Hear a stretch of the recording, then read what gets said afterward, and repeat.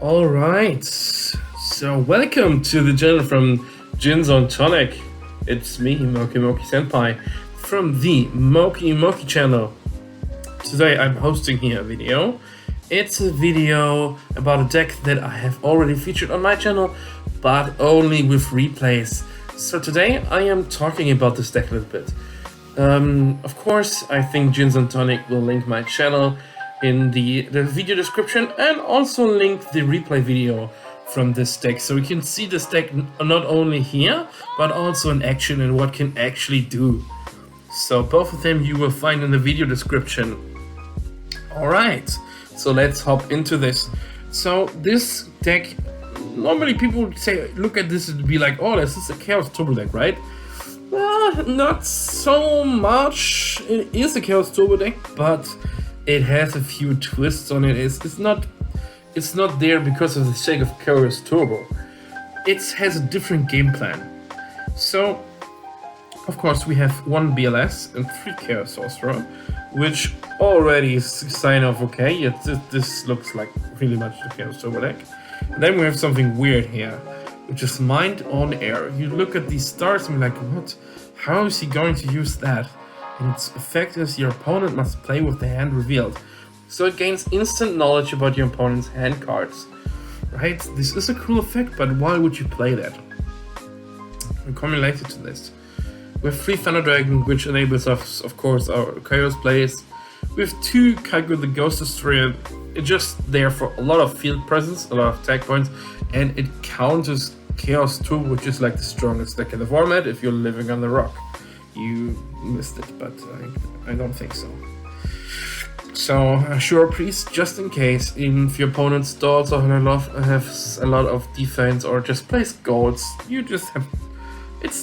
It's basically to out stuff, right? If your opponent has also recruiters, out them. You don't want him to have cards on the field. That's why we play Sure Priest. Trap Infected Virus, basically the same strategy. We want to out stuff. We want to destroy stuff, out stuff, no monsters on the field left. We're going to go break through. And then we have the best card of the deck is the Recruiter. It's a Mystic Tomato. And the Mystic Tomato is getting us the Sengen. And why Sengen? Because we want that Sinister Serpent as fast as possible. This card will lead us to victory. So you're asking yourself, okay, this looks pretty, yeah, like a Chaos Recruit deck. Is this what is this about? And then we have the first thing that is weird. The Mystic Tomato can also float in the Mind on Air, because Mind on Air has only 1000 attack points. And we have the effect that we can see the opponent's hand because he must reveal it.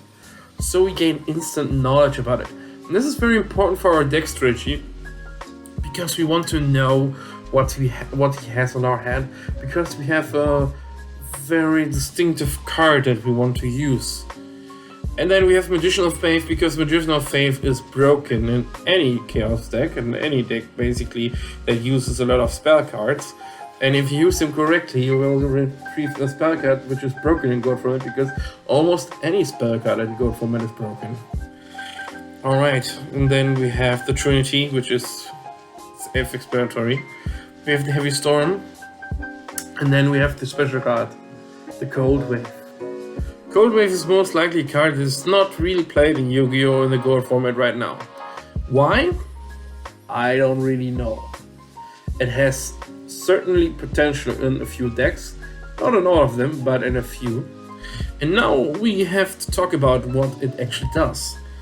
If you activate this, you have to activate it in the start of the main phase 1. Until your next turn, you and your opponent cannot play or set any spell or trap cards. So, what does this mean?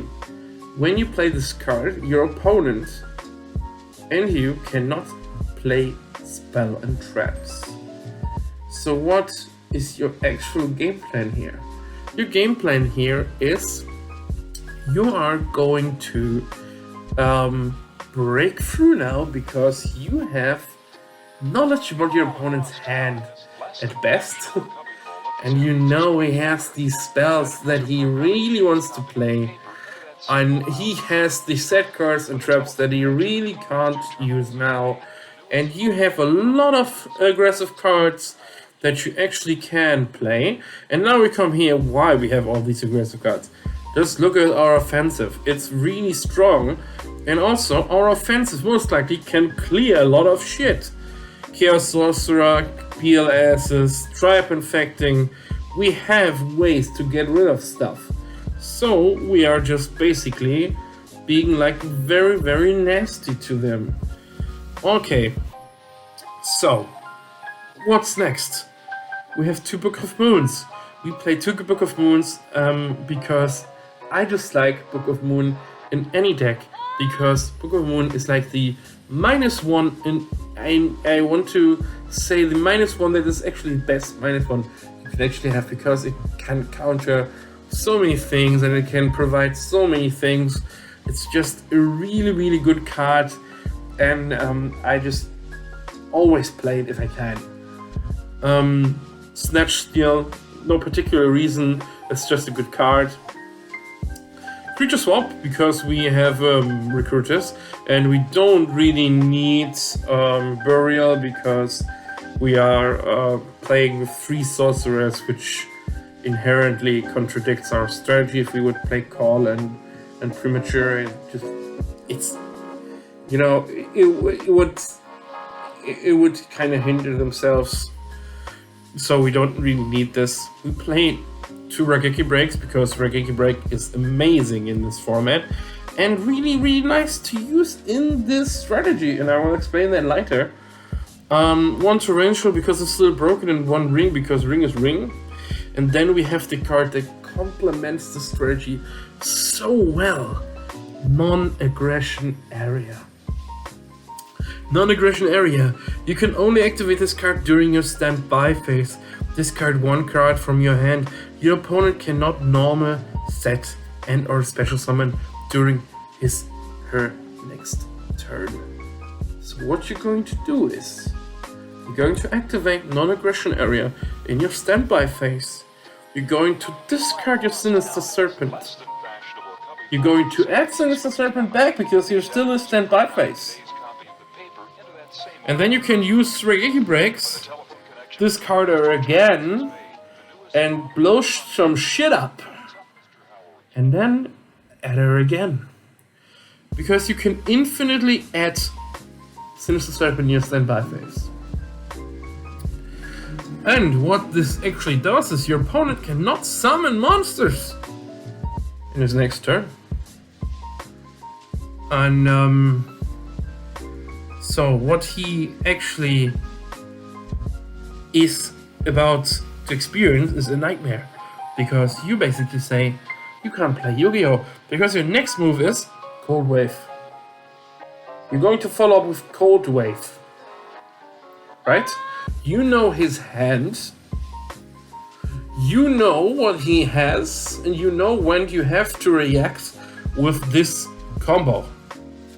You're going to put in his face Non-Aggression Area, follow up with Cold Wave, and then you're going to break through with a lot of aggression, because you have that aggression here.